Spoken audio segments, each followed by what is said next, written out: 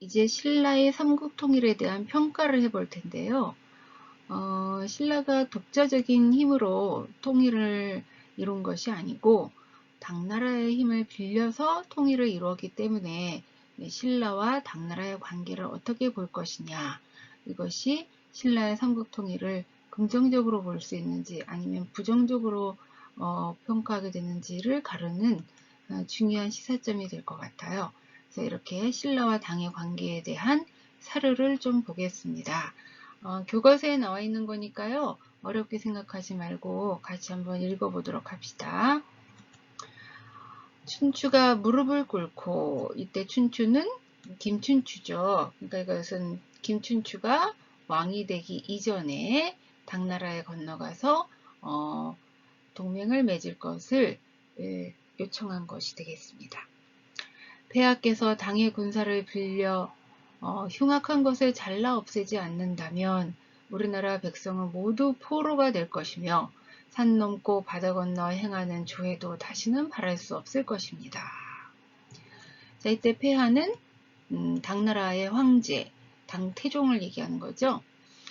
춘추는 당태종이 군사를 보내주지 않는다면 신라는 망하게 될 것이다. 자, 이때 흉악한 것은 누굴 가리킬까요? 자, 이것은 신라를 위협하고 있었던 백제를 가리키는 거죠.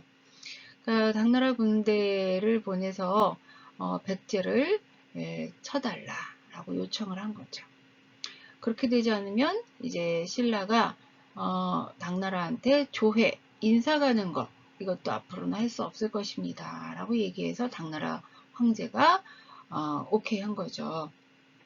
이걸 보면 이제 신라는 당나라의 도움이 없이는 백제의 위협으로부터 신라를 지킬 수 없었기 때문에 어쩔 수 없이 당을 끌어들인 거라고 볼 수 있는 거죠. 자, 그 다음 볼까요? 문무왕이 고구려의 배반한 무리를 받아들이고 또 백제의 옛 땅을 차지하여 사람을 지키게 하니, 자, 이거 무슨 뜻일까요? 자, 문무왕이 백제 무너뜨리고 고구려 무너뜨렸는데 고구려에서 부흥운동이 있었잖아요. 그 부흥운동을 일으킨 사람들을 배반한 무리라고 표현한 거죠. 고구려의 부흥운동을 일으켰던 사람들을 문무왕이 받아들였고 또 백제의 옛 땅을 직접 이제 다스리게 하니까 당나라 고종, 자, 이때 고종은 당나라 황제예요. 여기 태종이 죽었고요. 그 다음에 이제 고종이 황제가 됐는데 황제가 크게 노해서 왕의 관작을 삭제하였다.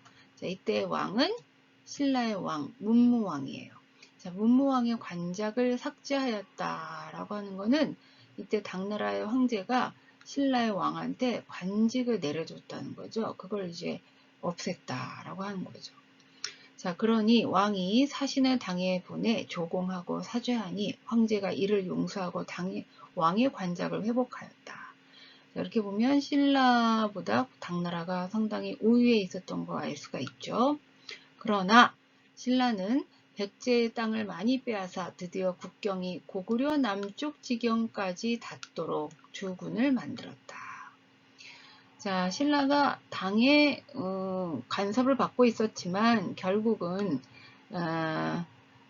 옛날 백제의 땅은 모두 차지했다라고 하는 거죠. 자, 이렇게 해서 신라가 힘이 딸려서 당나라의 도움을 받음으로써 고구려의 옛 땅은 회복하지 못했지만 그래도 백제 땅까지는 회복할 수 있었지 않느냐 하는 얘기가 여기 나오죠. 자, 그러면 이걸 통해서 신라의 삼국통일을 한번 평가를 해볼까요?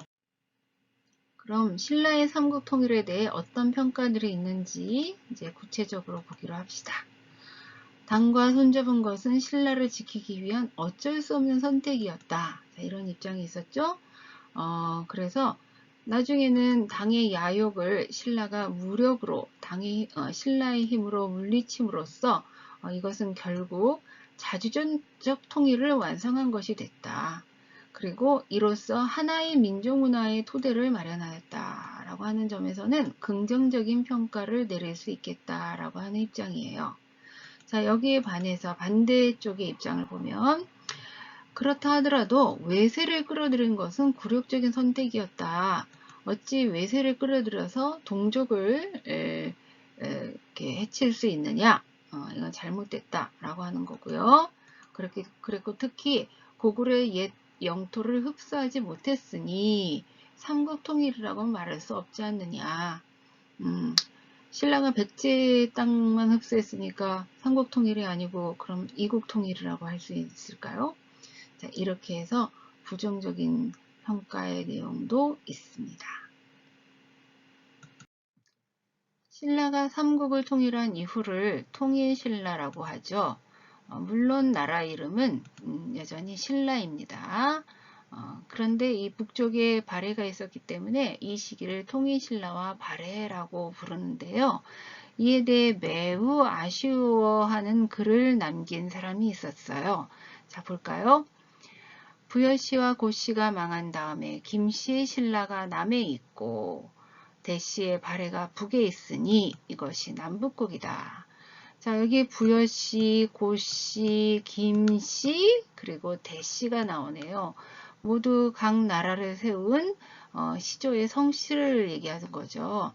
이 백제 같은 경우는 백제를 세운 원조가 고구려에서 왔고 고구려를 세운 주몽은 부여에서 왔기 때문에 백제의 왕족은 성씨를 부여라고 했습니다.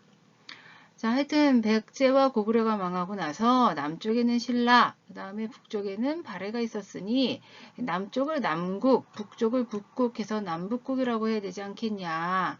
그래서 이 시기의 역사는 남북국사, 남북국의 역사라고 얘기해야 하는데 이것을 고려가 편찬하지 않아서 참 잘못됐다라고 얘기한 거죠.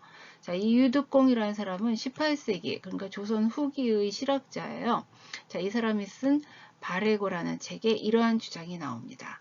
그래서 그 이후에 이 시기를 통일신라와 발해라고 부르지 말고 남북국 시대다라고 부르자라고 하는 주장이 나오게 되었습니다. 자, 지금까지 신라의 삼국통일 과정에 대해서 학습을 하였습니다. 수고하셨습니다.